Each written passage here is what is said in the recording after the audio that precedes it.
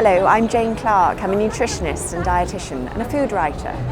And I've looked after patients living with cancer for over 25 years.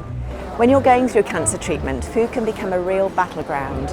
So I'd like to talk to you about the types of foods that could help soothe and also just make coping with cancer and the treatments that you have to undergo that bit easier.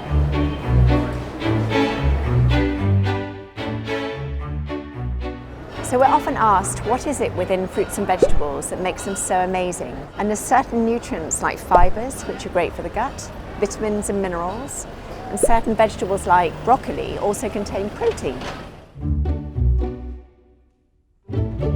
Now, when you're undergoing cancer treatment, the cancer treatment can attack the rapidly dividing cells, and that's why we need the cancer treatment. Our gut has lots of cells that are also rapidly dividing, so frequently the cancer treatments can affect the gut.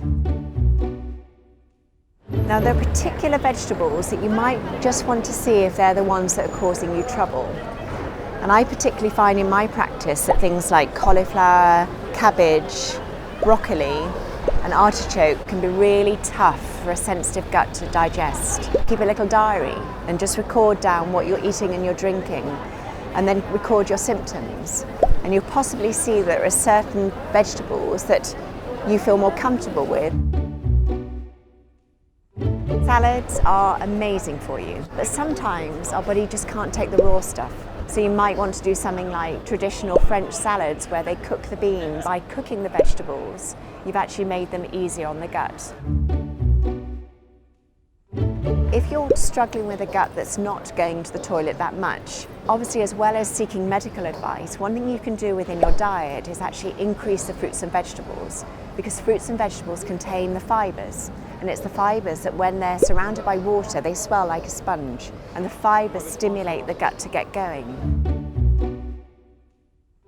Often in my practice, I have questions from patients when they're told by their team that they shouldn't have supplements that contain antioxidants. And then it leads to the question, well, fruits and vegetables are rich in antioxidants. Does that mean that I should stay away from fruits and vegetables? And that's not the case. There won't be a problem with eating a diet that's rich in fruits and vegetables. And you should always check with your oncology team, your nurses, or get in touch with our Ask the Expert. When you're undergoing cancer treatment or you're living with cancer, sometimes your taste buds really struggle. And rather than just immediately going for having something like some more salt or some more pepper in something, perhaps look at some of the amazing herbs which you can get, because the herbs like mint, parsley, coriander, dill can just start to stimulate taste buds to make food feel far more appealing. And you can actually freeze herbs. You know, I get a massive bunch of basil or parsley, chop it up, freeze it in ice cubes, and then you can just take one out at a time, which can make it far more economical. You can equally do that with things like ginger.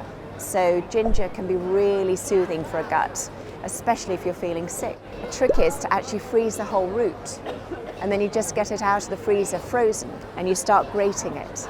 And you can just make a ginger tea, or you can just put it in a soup.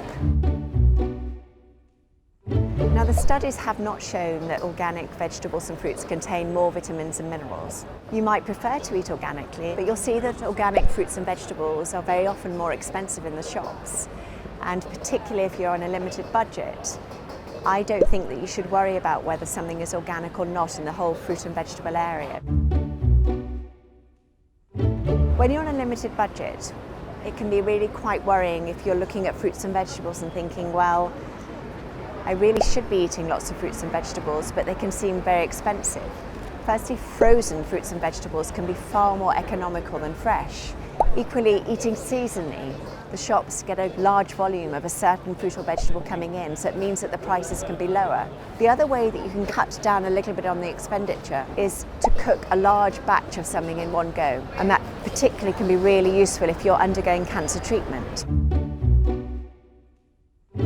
What about frozen vegetables and frozen fruits? You might think, well, it's frozen, therefore it's not very good for me. Surely it's got less vitamins or minerals in than fresh.